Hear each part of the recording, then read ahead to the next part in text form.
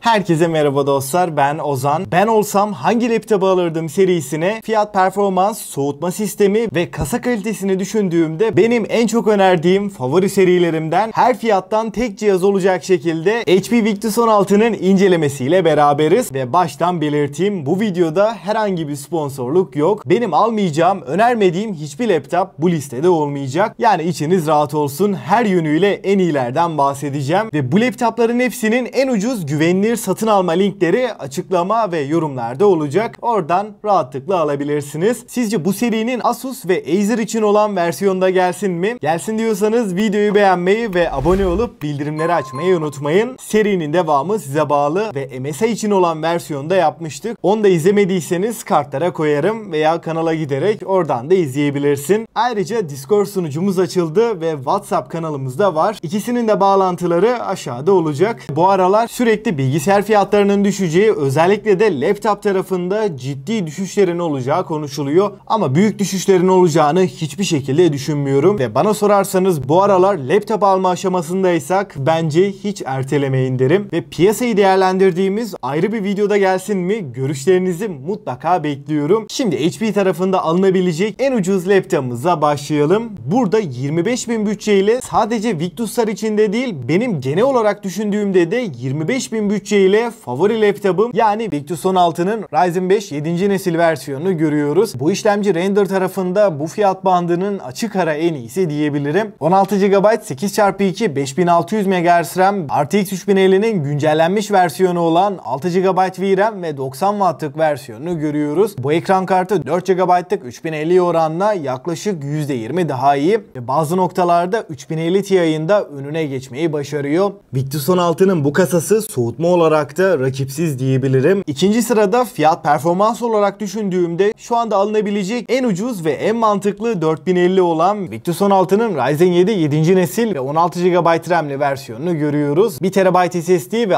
RTX 4050'nin de 120 Watt'lık versiyonunu görüyoruz. 16.1 inç Full HD 144 Hz bir panele sahip. Kasa kalitesi soğutma yönünden Victus 16'ların hepsi birebir aynı. Yani Victus'lar arasında ısınmayı belirleyen faktör işlemci oluyor ve Ryzen tarafında özellikle 7. nesil işlemciler hem verimlilik hem de performansta oldukça dengeli. Bu laptopu kullanırken 80 derecelerin üstünü hiçbir şekilde görmeyeceksiniz. Ama bu fiyatlarda çok kalacak bir laptop değil. Üçüncü sırada da eğer bütçeyi 2000 daha arttırabiliyorsak bu noktada 16x2 32 GB RAM'leri ile bir önceki laptopun 32 GB'lık versiyonu da indirime girdi. Bütçe sınırım tam olarak 30.000 ise bu laptopta kaçırılmayacak durumda. Dördüncü sırada benim 35.000 TL altı favori laptopum Victus 16'nın Ryzen 5 7640S RTX 4060 120 Watt'lık versiyonu önümüze çıkıyor ve Ryzen 5 7640S gibi 6 çekirdek ve 12 thread'lik bu fiyat bandının hem verimlilik hem de performans olarak en güçlü işlemcisiyle gelirken 16 GB 8x2 5600 MHz RAM'ler ve 16.1 inç Full HD 144 Hz panelle de birlikte geliyor.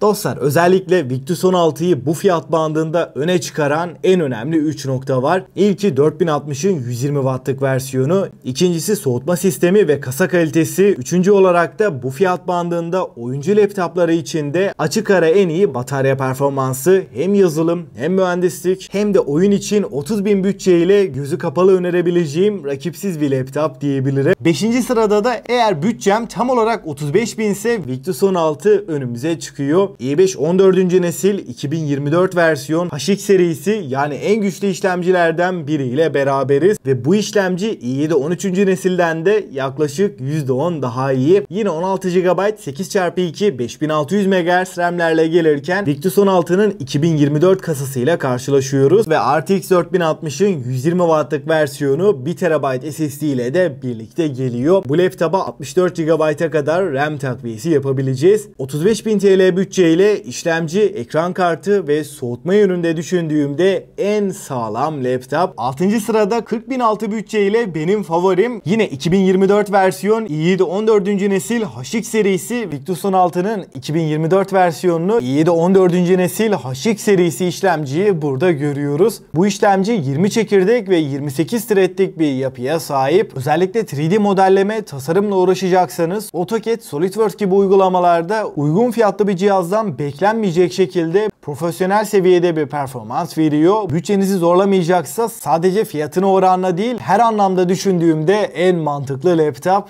RTX 4060'ın da 120 Watt'lık versiyonu kullanılmışken 16 inç Full HD 144 Hz bir panel yine bu laptopta var. Ve şu an bu laptopun 1 TB'lık versiyonunu da tam olarak 40.000 sınırında alabiliyoruz. 2024 versiyon Victus 16'nın bu kasası artık tek slot değil 2 adet M.2 slotuyla beraber geliyor ve 4 TB'a kadar burada SSD'yi yükseltebiliyoruz. Eğer bütçem 40-45 bin bandındaysa da bu noktada şu an piyasanın en ucuz fiyat performans 4070 laptopunu yani Victus 16'nın Ryzen 7 7. nesil versiyonunu görüyoruz. 16 GB 8x2 5600 MHz RAM'lerle beraber geliyor. 1 TB SSD ve RTX 4070'in 120 Watt'lık versiyonu kullanılmış. 16.1 inç Full HD IPS panelin yanında açıkçası bu laptop 45.000 altı alınabilecek en mantıklı seçeneklerden biri. Fakat eğer ben 4070'in yanında sağlam bir işlemci istiyorum diyorsanız i7 14. nesil HX serisi işlemcisi 16 GB RAM'i ve 1 TB SSD'si ile Victus 16'nın 2024 versiyonu 50.000 altı HP tarafında kesinlikle favorim. Ama ben almışken sonradan tekrar bir yükseltmeyle uğraşmak istemiyorum. Beni 5-6 sene en üst seviye şekilde sorunsuzca götürsün diyorsanız o zaman bu laptopun 32 GB'lık versiyonu da oldukça mantıklı. Dostlar şimdi en önemli kısım yani HP Victus tarafında favorilerimden bahsedersem eğer bütçe sınırım 25.000 ise bu noktada Ryzen 5 7. nesil ve 3050'nin 6 GB VRAM'li olan versiyonunu kesinlikle alırdım. Ama bütçe sınırım 25-30 bin arasında. Bütçeyi de çok zorlamadan en mantıklı laptop ne derseniz bu noktada şu an için gerçekten sağlam bir indirimde olan Victus 16'nın Ryzen 7 ve 4050'nin 120 Watt'lık versiyonunu alırdım. Fakat aldıktan sonra yükseltmeyle vesaire uğraşmak istemiyorsam da 30 bin bütçe ile bu laptopun 32 GB'lık versiyonu